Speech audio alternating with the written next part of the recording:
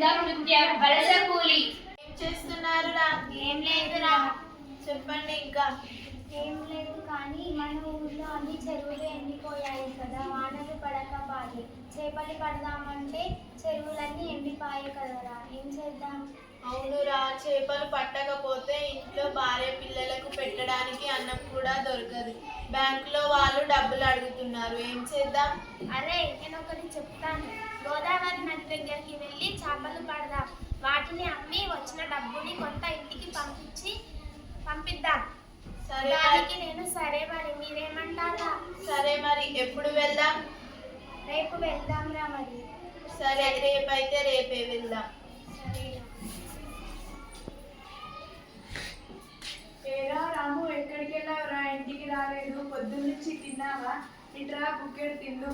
తింటా కానీ నాన్న ఎక్కడమ్మా? లోనున్నారా? సరే రామ్మా. ఏంట్రా రాము, వస్తున్నా. నాన్న, నేను రేపు వలస వెళ్తున్నా గోదావరి నది దగ్గరికి. చేపలు ఇక్కడే ఉండి కూలో నాలో చేసుకుంటూ బతకచ్చు కదా. మన ఊరిలో చెరువులు ఎండిపోయాయి నాన్న, ఏం పని చేద్దాం? వేరే ఊరికి వెళ్తే పనైనా దొరుకుతుంది. నేను అక్కడ వచ్చిన డబ్బులు ఇక్కడికి పంపిస్తాను.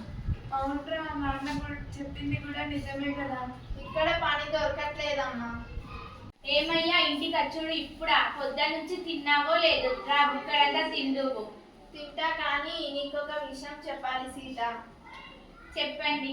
నేను రేపు వేరే ప్రాంతానికి వలస వెళ్తున్నాను. ఎందుకేమంటావు?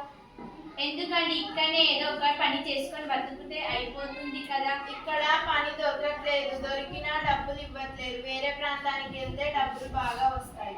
సరేనండి. సరే, అన్నం పెట్టు, బట్టలు చదువుకోవాలి.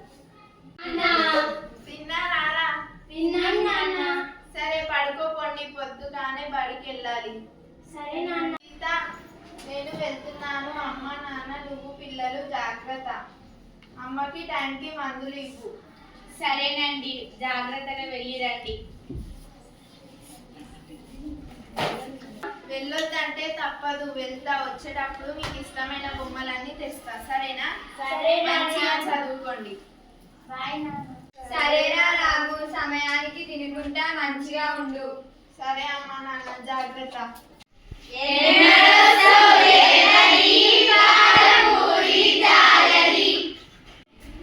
ఇంట్లో ఎవరైనా ఉన్నారా? ఎవరో వచ్చారు చూడుకో. ఎవరండి మీరు? మీ కొడుకున్నాడా? లేడండి, మా కోడలుంది. పిలవండి. ఒసేయ్ సీతారా. ఆగండి అత్తయ్య, వస్తున్నాను. ఎవరండి మీరు? నాయన మా దగ్గర అప్పు చేశారు. కడతామండి. మా ఆయన గోదావరి వలసకు వెళ్ళాడు చేపలు పట్టడానికి. డబ్బులు పంపిస్తాను, అప్పుడు మీకు మీ అప్పు తీరుస్తారు. వారం రోజులు గడువు ఇవ్వండి. మీ ఆయన ఉన్నాడో లేదో కూడా తెలియదు. మొన్న గోదావరి వరదల్లో చాలా మంది చనిపోయారని వార్తల్లో వచ్చింది కదా. వారంలోపు మీరు మా అప్పు మాకు కట్టకపోతే నిల్లు పట్ల లాక్కెళ్ళిపోతాం.